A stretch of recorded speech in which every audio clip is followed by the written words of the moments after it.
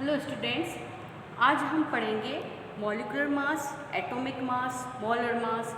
इन सब में आपस में किस तरह से रिलेशन है और कभी भी हमें कोई सब्सटेंस की नंबर ऑफ मोल दिया हो तो कैसे उसके ग्राम में वैल्यू फाइंड आउट करेंगे।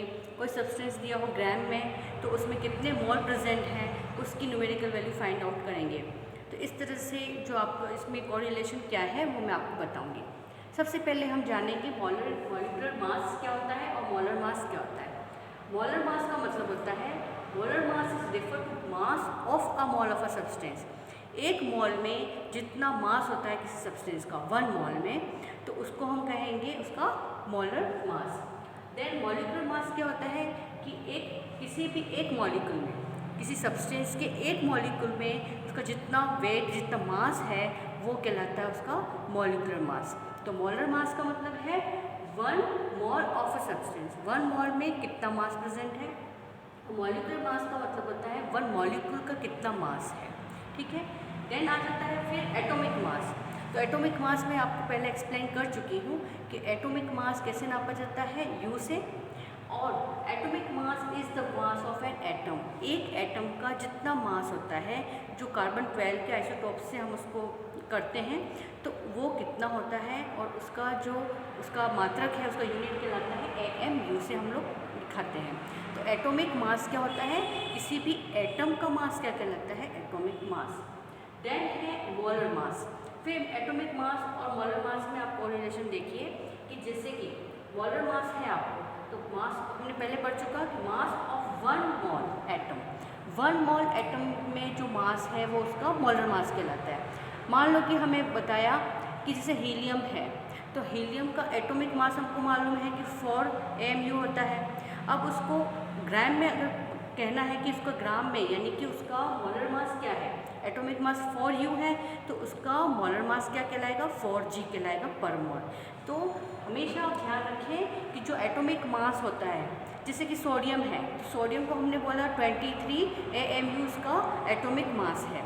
तो अगर ग्राम में बोलेंगे तो क्या बोलेंगे, 23G/मोल। ठीक है। तो इसको 23G/मोल बोलेंगे। जैसे सोडियम का एटॉमिक मास पूछा तो उसको 23, दोनों एक ही उसके नंबर्स में आते हैं। तो आपको ये ध्यान होना चाहिए कि 1 मोल के अंदर जितने भी आएंगे 1 मोल में उसका जितना मास होगा वो उसका मोलर मास कहलाएगा।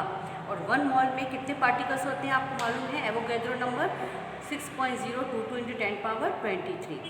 अब इसमें एवोगैड्रोस नंबर और किस तरह से हम लोग उसको फाइंड आउट करेंगे, मोल है या ग्राम में वैल्यू फाइंड करनी है या मोलर मास फाइंड करना है, किस तरह से फाइंड करेंगे। तो उसके लिए जैसे है ये स्मॉल लेटर n = m/कैपिटल लेटर M। यहाँ पर स्मॉल लेटर n का मतलब होता है number of mole. Number of mole कितने प्रेजेंट है। स्मॉल n का मतलब है गिवन मास ऑफ सब्सटेंस। किसी भी सब्सटेंस का मास दे रखा है कि 52 ग्राम्स है, 13 ग्राम्स है, जो भी मास दे रखा होता है। और कैपिटल N जो फिक्स रहता है हर अलग अलग एलिमेंट का, तो उसको कहते हैं हम molar mass of the substance, capital M को। फिर अगेन n = होता है n/n, n0। n का मतलब है गिवन पार्टिकल ऑफ, ठीक है, गिवन नंबर ऑफ पार्टिकल्स। और n0 यहाँ पर डिनोट करता है एवोगैड्रोस नंबर को। ये एवोगैड्रोस नंबर जो फिक्स होता है 6.022 × 10⁻23। तो अब इसको मैं न्यूमेरिकल में करके बताती हूँ। जिससे एग्जांपल है कि हमको नंबर ऑफ मोल फाइंड करना है और हमें दे रखा है कि 52 ग्राम्स ऑफ हीलियम दे रखा है, तो उसके अंदर कितने नंबर ऑफ मोल्स प्रेजेंट हैं। तो न्यूमेरिकल हमें मालूम है, इसका फॉर्मूला मालूम है, n = m/m। कितना दे रखा है, स्मॉल लेटर m, यानी कि गिवन मास कितना दे रखा है 52 ग्राम्स, ये 52 ग्राम्स लिखा। देन m यानी कि molar mass, capital M means molar mass, कितना दे रखा है 4G। अब ये 4G कैसे आया, क्योंकि हमको मालूम है atomic mass of helium is 4U। तो 4U से हम किससे रिलेट करेंगे, 4G से। 4U की जगह हम यहाँ पे लिखेंगे 4G में मोलर मास को, तो कितना आ जाएगा ये 13। ठीक है। अब है ये दे रखा है नंबर, इतना नंबर है कि हीलियम एटम का, हीलियम एटम में इतने नंबर प्रेजेंट हैं। ठीक है। तो अब इसमें फाइंड आउट करना है कि नंबर ऑफ मोल कितने हैं। तो नंबर ऑफ मोल = n/n'।